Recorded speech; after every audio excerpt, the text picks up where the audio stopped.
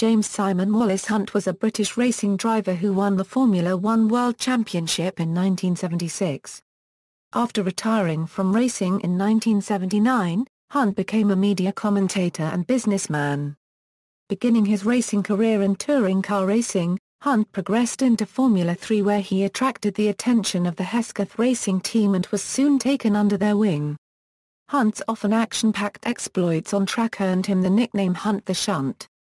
Hunt entered Formula One in 1973, driving a March 731 entered by the Hesketh Racing team.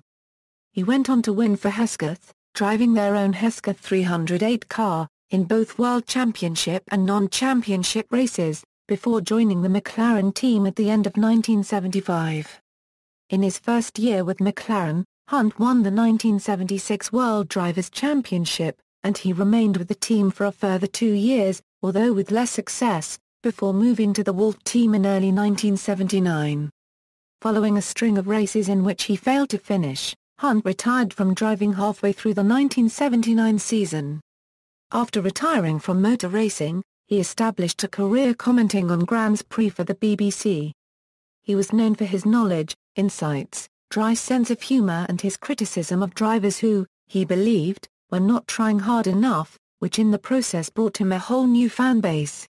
Hunt died from a heart attack aged 45. He was inducted into the Motorsport Hall of Fame on January 29, 2014. Early life: James Hunt was born in Belmont, Sutton, Surrey, as the second child of Sue and Wallis Hunt, a successful stockbroker. His parents were brought up in strict Victorian environments and worked hard to maintain discipline in the family.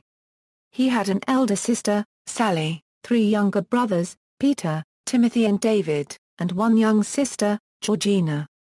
Hunt's family lived in a flat in Cheam, Surrey, moved to Sutton when he was 11 and then to a larger home in Belmont. Before his 5th birthday, Hunt was enrolled at a nursery class at Ambleside. He was then educated at Westerleigh School in Hastings, East Sussex from 1955, and later at Wellington College in Crowthorne, Berkshire.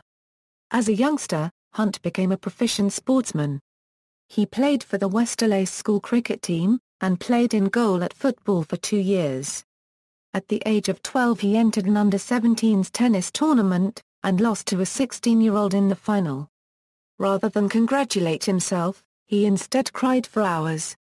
He later competed at Junior Wimbledon, and also became a keen squash player and golfer. As a child, Hunt was fascinated with animals and birds, and professed an intention of becoming a doctor, which his family supported. However, he had a persistently rebellious personality. For example, his parents believed that he had started smoking from the age of 10, a habit he continued into adulthood, despite their attempts to persuade him to stop. He was prone to violent tantrums. As an adult, he acknowledged that he was quick-tempered. Hunt first learned to drive on a tractor on a farm in Pembrokeshire, Wales while on a family holiday, with instruction from the farm's owner, but he found changing gears frustrating because he lacked the required strength. Hunt passed his driving test 1 week after his 17th birthday, at which point he said his life really began. Hunt also took up skiing in 1965 in Scotland and made plans for further ski trips. Before his 18th birthday, he went to the home of Chris Ridge, his tennis doubles partner. Ridge's brother Simon, who raced minis, was preparing his car for a race at Silverstone that weekend. The Ridges took Hunt to see the race, which began his obsession with motor racing. Early career: mini racing. Hunt's own racing career started off in a racing mini. His first race entered was at Snetterton, but he was prevented from competing by race scrutineers as the Mini was deemed to have many irregularities with the car, which left Hunt upset. Hunt later brought the necessary funding from working as a trainee manager of a telephone company to enter 3 events. Formula Ford: he graduated to Formula Ford in 1968. He drove a Russell Alexis MK14 car which was bought from a hire purchase scheme. In his first race at Snetterton, Hunt had lost 15 HP from an incorrect engine ignition setting but managed to finish 5th. Hunt took his first win at Leiden Hill and also set the lap record on the Brands Hatch short circuit. Formula 3. Hunt later raced in Formula 3 in 1969 from a budget conceived by Gowrings of Reading which brought a Merilon Mk11A. Gowrings had a view to run the car in the final two races of 1968. Hunt won several races and constant high-placed finishes which was evaluated by the British Guild of Motoring Writers which awarded Hunt a Grovewood Award as one of the three drivers to have promising careers. Hunt was involved in a controversial incident with Dave Morgan during a battle for second position in the Formula 3 Daily Express Trophy race at Crystal Palace on October 3, 1970. Having banged wheels earlier in a very closely fought race, Morgan attempted to pass Hunt on the outside of South Tower Corner on the final lap, but instead the cars collided and crashed out of the race. Hunt's car came to rest in the middle of the track, minus two wheels. Hunt got out, ran over to Morgan and furiously pushed him to the ground, which earned him severe official disapproval. Both men were summoned by the RAC and after hearing evidence from other drivers, Hunt was cleared by a tribunal but Morgan was given a 12-month suspension of his racing license. Hunt later met with John Hogan and racing driver Jerry Byrell to obtain sponsorship from Coca-Cola. Hunt's career continued in the Works March team for 1972. His first race at Mallory Park saw him finish third but was told by race officials he was able to exclude himself from the results when it was discovered that his engine was outside the regulations but had passed scrutineering tests at the next two races in Brands Hatch. In these races, Hunt finished fourth and fifth respectively. He collided with two cars at Oulton Park but finished third at Mallory Park after a long duel with Roger Williamson. The cars did not appear at Zandvoort with Hunt still attending the race, but as a spectator. In May 1972 it was announced by the team that he had been dropped from the STP March Formula 3 team and replaced by Jochen Mass. When Hunt attempted to contact March, he was unable to get any response from his employers. Hunt decided to consult Chris Marshall, his former team manager, who explained that a spare car was available. This followed a period characterized by a series of mechanical failures, and which culminated in a decision by Hunt, against the express instructions of March director Max Mosley, to race at Monaco in a March from a different team, unexpectedly vacated by driver Jean-Claude Alzerat, after Hunt's own March had first broken down and then been hit by another competitor in a practice lap. After the termination of his racing relationship with STP March, Hunt joined the Hesketh team, where he was seen as a kindred spirit. The team initially entered Hunt in Formula 2 with little success but Lord Hesketh announced that they might as well fail in F1 as in F2, as it wasn't significantly more expensive. Formula 1 career, 1973 to 1975, Hesketh. 1973, Hesketh purchased a March 731 chassis, and it was developed by Harvey Postlethwaite. The team was initially not taken seriously by rivals, who saw the Hesketh team as party-goers enjoying the glamour of Formula 1. However, the Hesketh March proved much more competitive than the Works March cars, and their best result was second place at the 1973 United States Grand Prix. Hunt also made a brief venture into sports car racing at the 1973 Kyalami 9 Hours, driving a Mirage M6 along with Derek Bell, finishing second. After the season's end, Hunt was awarded with the Campbell Trophy from the RAC, marking his performance in Formula 1 as the best for a British driver. 1974, for the 1974 season Hesketh Racing built a car, inspired by the March, called the Hesketh 308, but an accompanying V12 engine never materialized. Hunt's first test of the car came at Silverstone and found it more stable than its predecessor, the March 731. Hunt was retained on a £15,000 salary. The Hesketh team captured the public imagination as a car without sponsors' markings, a teddy bear badge and a devil-may-care team ethos, which belied the fact that their engineers were highly competent professionals. In Argentina, Hunt qualified fifth and led briefly before being overtaken by Ronnie Peterson before Hunt spun off the track and eventually retired due to engine failure. In South Africa, Hunt retired from fifth place from a broken driveshaft. Hunt's season highlight was a victory at the BRDC International Trophy non-championship race at Silverstone, against the majority of the regular F1 field. 1975. Hunt scored a sixth in Brazil and retired with an engine failure in South Africa. In Spain, Hunt led the first 6 laps before colliding with a barrier with the same cause of retirement in Monaco. He had a further 2 retirements in Belgium and Sweden, which were both down to mechanical failures. Hunt's first win came in the 1975 Dutch Grand Prix at Zandvoort.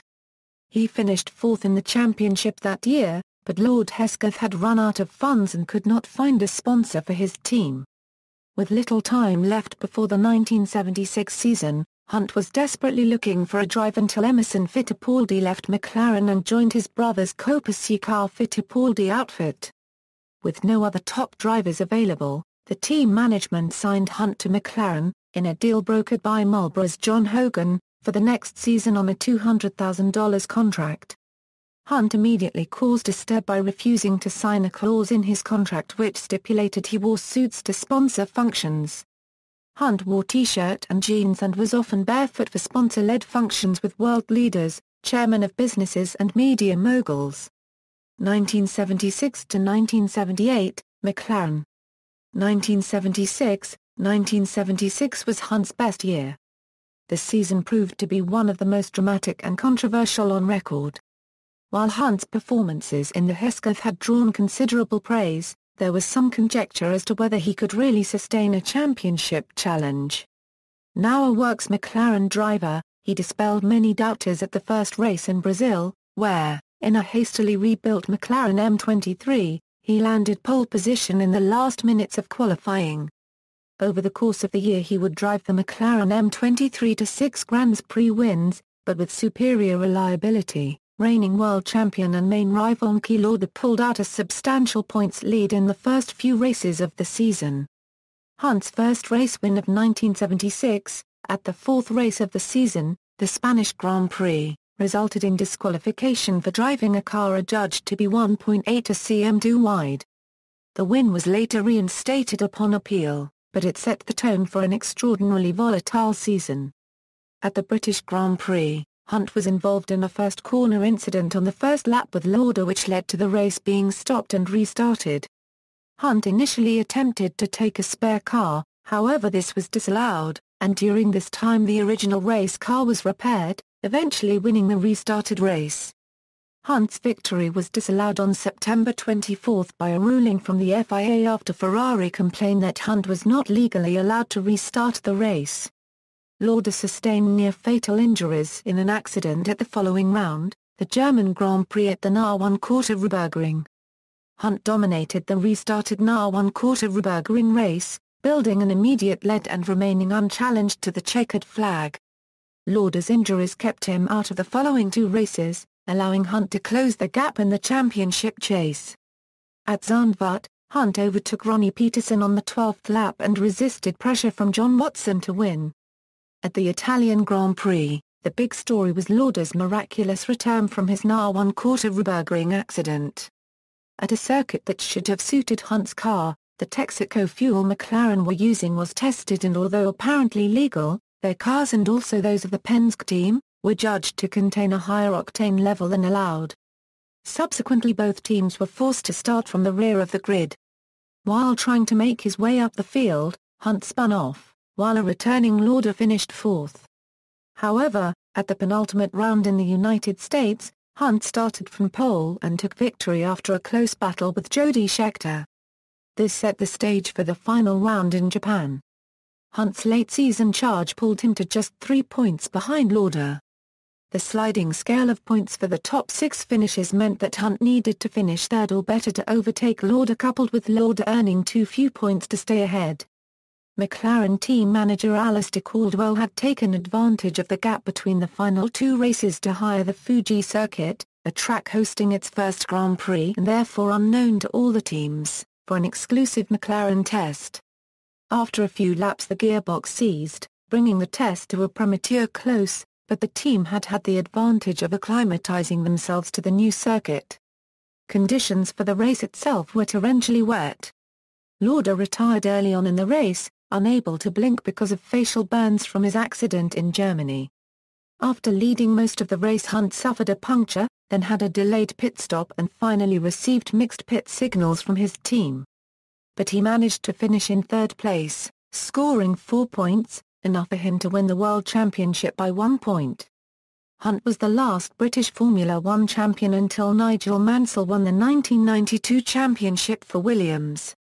He was one of the relatively cheapest F1 world champions ever, having signed at the last minute for $200,000 a year, a scenario similar to that of 1982 champion Keke Rosberg. 1977, before the start of 1977, Hunt attended a gala function at the Europa Hotel in London where he was awarded the Tarmac Trophy along with the 2 cheques which were for a £2,000 and a £500 respectively, a magnum of champagne and other awards. The presentation was made by HRH the Duke of Kent. Hunt made an acceptance speech after the event which was considered suitably gracious and glamorous. The media became critical of Hunt as he attended the event dressed in jeans, t-shirt and a decrepit windbreaker. Before the South African Grand Prix, Hunt was confronted by customs officials who searched his luggage, finding no illegal substances except a publication that contravened the strict obscenity laws of South Africa. Hunt was later released, and tested at Kyalami where his McLaren M26 suffered a loose brake caliper which cut a hole in one of the tyres. He recovered and put the car on pole position, and the race saw Hunt suffer a collision with Jody Scheckter's Wolf and another collision with Patrick Depail's Tyrrell, but still managed to finish fourth. The season did not start well for Hunt. The McLaren M26 was problematic in the early part of the season, during which Niki Lauda, Mario Andretti and Jody Scheckter took a considerable lead in the Drivers' Championship.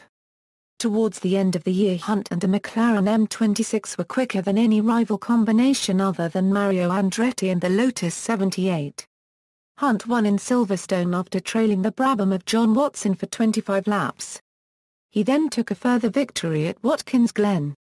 At the Canadian Grand Prix, Hunt retired after a collision with teammate Jochen Mass and was fined $2,000 for assaulting a marshal and $750 for walking back to the pit lane in an unsafe manner. In Fuji, Hunt won the race but did not attend the podium ceremony, resulting in a fine for $20,000.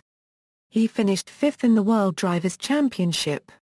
1978, before the 1978 season, Hunt had high hopes to win a second World Championship. However, in this season he scored only 8 World Championship points. Lotus had developed effective ground effect aerodynamics with their Lotus 79 car, and McLaren was slow to respond. The M26 was revised as a ground effect car midway through the season, but it did not work, and without a test driver to solve the car's problems, Hunt's motivation was low. His inexperienced new teammate Patrick Tambay even outqualified Hunt at one race. In Germany, Hunt was disqualified for taking a shortcut to allow for a tyre change.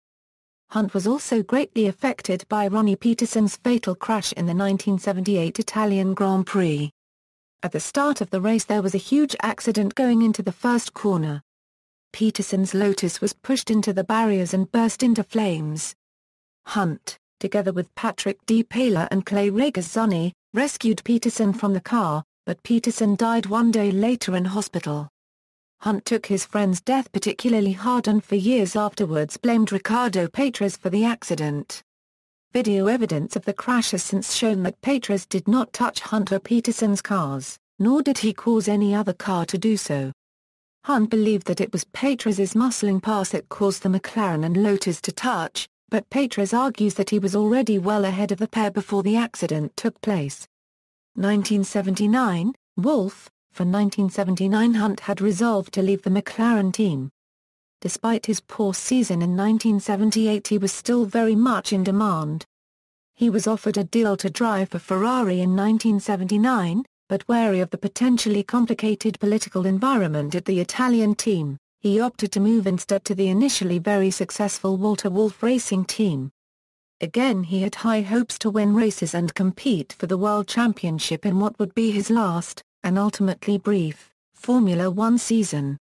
The team's ground effect car was uncompetitive and Hunt soon lost any enthusiasm for racing. Hunt could only watch as Jody Scheckter won the World Drivers' Championship that year driving the Ferrari 312 T4. At the first race in Argentina, he felt the car was difficult to handle and on a fast lap, The front wing became detached, narrowly striking his helmet. In the race, Hunt retired due to an electrical fault.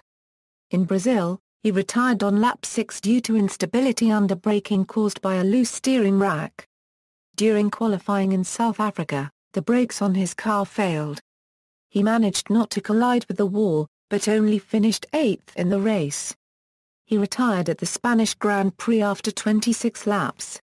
At Zolder, a new Wolf WR8 was raced but Hunt crashed into a barrier hard enough to bounce back onto the track. After failing to finish the 1979 Monaco Grand Prix, the race where 6 years previously he had made his debut, Hunt made a statement on June 8, 1979 to the press announcing his immediate retirement and walked away from F1 competitions citing his situation in the championship. Despite going into retirement, he continued to work to promote his personal sponsors Marlboro and Olympus. Later career, commentary career. Soon after retirement, in 1979, Hunt was approached by Jonathan Martin, the head of BBC Television Sport, to become a television commentator alongside Murray Walker on the BBC Two Formula One racing programme Grand Prix. After a guest commentary at the 1979 British Grand Prix, Hunt accepted the position and continued for 13 years until his death. During his first live broadcast at the 1980 Monaco Grand Prix, Hunt placed his plaster cast leg into Walker's lap and proceeded to drink 2 bottles of wine during the broadcast. Hunt regularly went into the booth minutes before a race started, which concerned Martin, who believed that Hunt was a guy that lived on adrenaline. In the commentary booth, the producers supplied only one microphone to Walker and Hunt, to avoid them talking over each other. On one occasion, Hunt wanted the microphone and went up to Walker, who had continued for longer than expected, and Hunt grabbed him at the collar with Walker having his fist near to Hunt. On another occasion, Hunt grabbed the microphone cord and cracked it like a whip, which yanked the microphone out of Walker's hand. Viewers were regularly exposed to his knowledge, insights and dry sense of humor during broadcasts, bringing him a whole new fan base. He was famous for rubbishing drivers he did not think were trying hard enough. During the BBC's live broadcast of the 1989 Monaco Grand Prix, he described arena copywriter Arnoux' comments that non-turbo cars didn't suit the Frenchman's driving skills as bullshit. He also had a reputation for speaking out against back markers who held up race leaders and not holding back on any of his commentaries, in sharp contrast to the gentlemanly Walker. Other than Arnoux, Hunt's other frequent targets included Andrea de Cesaris, Philippe Alliot, Jean-Pierre Aria and Ricardo Patrese. Hunt criticized Jean-Pierre Aria for blocking leaders, calling him pig ignorant, a French wally, and having a mental age of 10 during live broadcasts. Hunt further suggested that Aria should be banned from racing for being himself. Hunt also tended to favor McLaren drivers in accidents with other drivers in other teams, even if the other driver was a former McLaren driver himself. Less well known is the fact that Hunt didn't want his commentaries broadcast in South Africa during the apartheid years, but when he couldn't stop this from happening, gave his fees to black-led groups working to overthrow apartheid. Hunt also commented on Grand Prix racing in newspaper columns which were published in The Independent and elsewhere, and in magazines. Hunt criticized 1992 world champion Nigel Mansell for failing to defend his F1 title in 1993, stating that Mansell left to avoid racing Alain Prost in the same car, and gave 2 fingers to the business and the team. Hunt also described IndyCar as club racing, stating that Mansell could win the championship easily and then come back to real racing. Attempted comebacks. In 1980, Hunt nearly made a comeback with McLaren at the United States Grand Prix West, asking for $1 million for the race. This opportunity came about when regular driver Alain Prost broke his wrist during practice for the previous round in South Africa, and the French rookie was not fully fit to drive at Long Beach. The team's main sponsor, Marlboro, offered half the figure, but negotiations ended after Hunt broke his leg while skiing. In 1982, Bernie Ecclestone, owner of the Brabham team, offered Hunt a salary of £2.6 million for the season but was rejected by Hunt.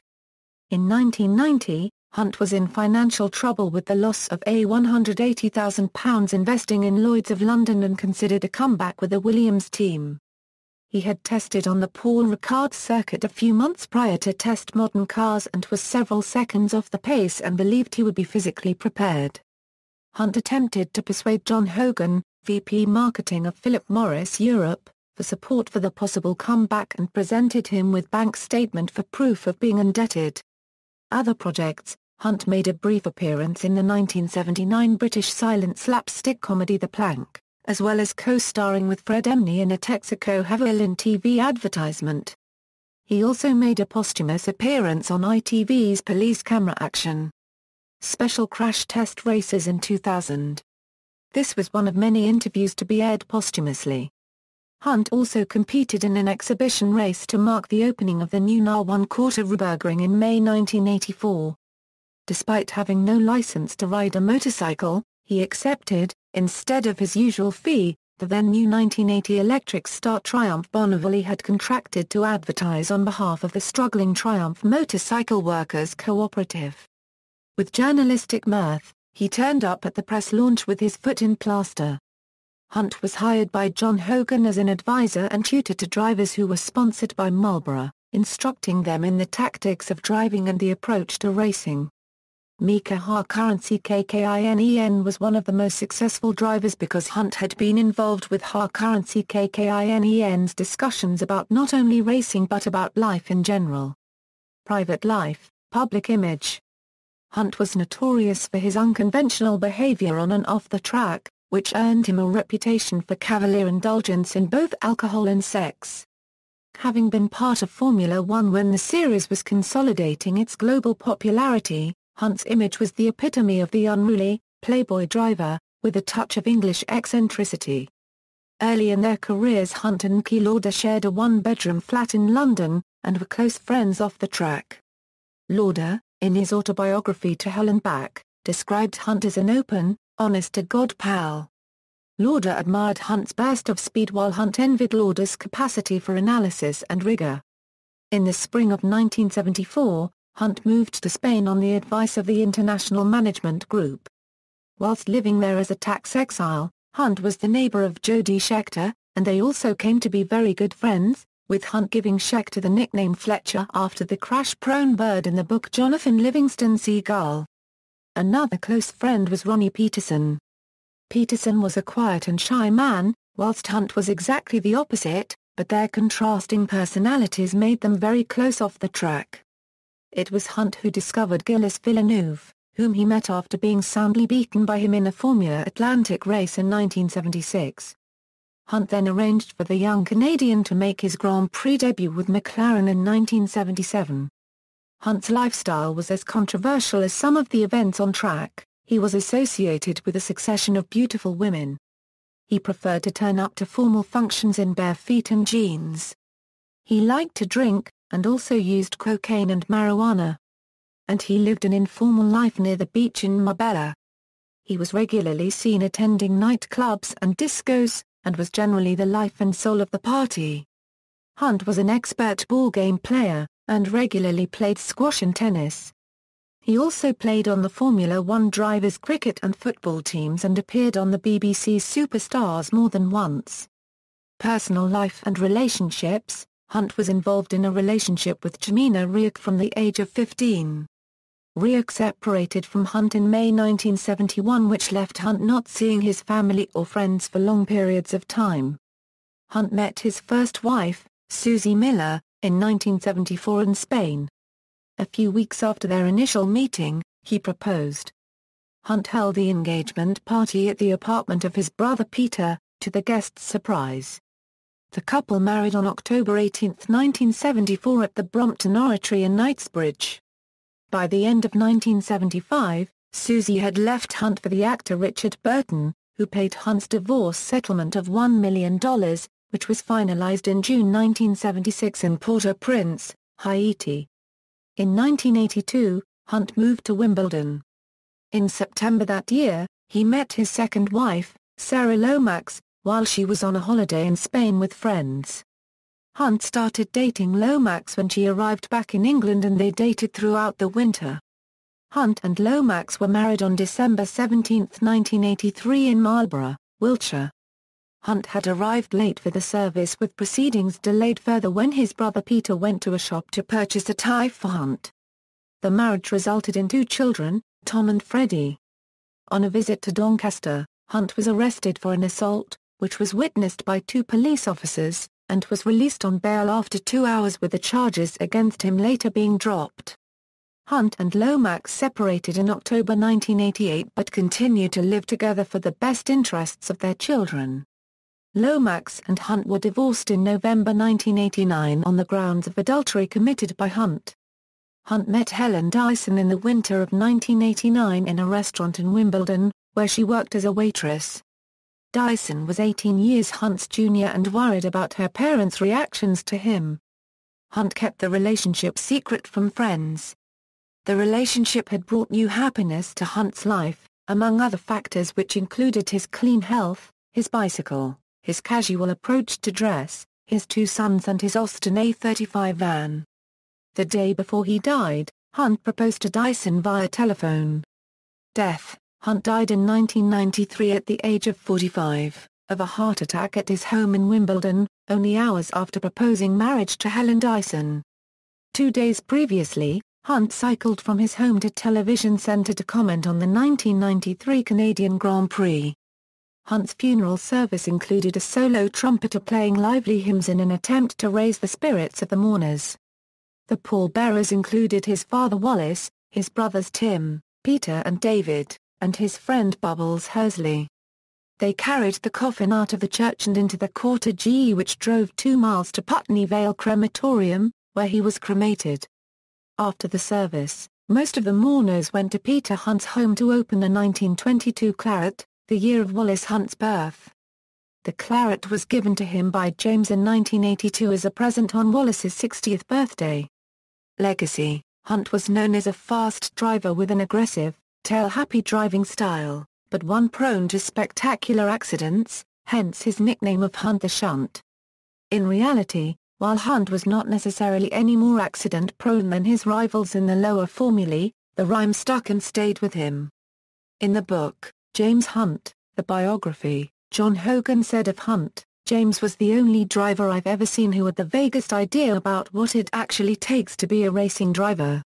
Niki Lauda stated that we were big rivals, especially at the end of the 1976 season, but I respected him because you could drive next to him a 2 centimeters, wheel by wheel, for 300 kilometers or more a euro, and nothing would happen.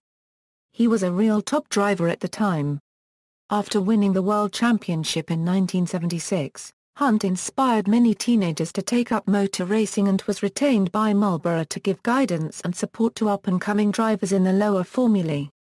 In early 2007, Formula One driver and 2007 world champion Kimi Räikkönen Paragraph-Nen entered and won a snowmobile race in his native Finland under the name James Hunt. Räikkönen Paragraph-Nen has openly admired the lifestyles of 1970s race car drivers such as Hunt. Hunt's name was lent to the James Hunt Racing Centre in Milton Keynes when it opened in 1990. A celebration of the life of James Hunt was held on September 29, 1993 at St James's Church, Piccadilly. The service was attended by 600 people and conducted by Reverend Andrew Sturgett Kennedy. The service included readings from Wallace and Sue Hunt from the Book of Ecclesiastes, Chapter 3, and Hunt's sister Sally Jones read Hilaire Belloc's poem Jim. Innes Ireland read Rudyard Kipling's poem If, and Helen Dyson read Psalm XXXIV. Nigel Davison, Director of Music and Master in charge of running Wellington College, prefaced the second reading. On January 29, 2014, James Hunt was inducted into the Motorsport Hall of Fame. Helmet: Hunt's helmet featured his name in bold letters along with blue, yellow and red stripes on both sides and room for the sponsor Goodyear, all placed onto a black background. Additionally, the blue, yellow and red bands resemble his Wellington College school colors. During his comeback year to Formula One in 2012, 2007 world champion Kimi Räikkönen Paragraph-Nen sported a James Hunt painted helmet during the Monaco Grand Prix. Räikkönen Paragraph-Nen repeated the tribute at the 2013 Monaco Grand Prix. In popular culture, Hunt is portrayed by Australian actor Chris Hemsworth in the 2013 Ron Howard film Rush about the 1976 Formula One season. Racing record, complete Formula One World Championship results, key. Hunt was initially disqualified due to an illegal car, but later reinstated. Formula One non-championship results, key. References, notes. Bibliography. External links. James Hunt at the Internet Movie Database, the official James Hunt website, grandprix.com biography, connecting rod article, James Hunt appreciation website, fan website, James Hunt statistics, video of James Hunt just after he won the 1976 British Grand Prix.